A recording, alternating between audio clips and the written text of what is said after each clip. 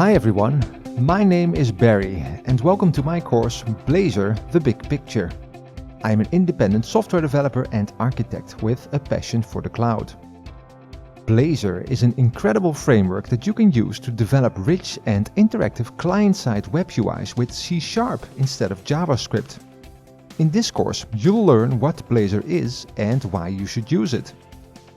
Some of the major topics that we will cover include what Blazor is and why you should use it, how Blazor relates to WebAssembly, what the difference is between Blazor Server, server-side Blazor, and Blazor WebAssembly, client-side Blazor, and what the difference is between Blazor and other single-page application technologies. By the end of this course, you'll know what Blazor is and why you should use it. You don't need any specific software development knowledge before beginning this course. I hope you'll join me on this journey to learn what Blazor is and why you should use it with the Blazor, the Big Picture course here at Pluralsight.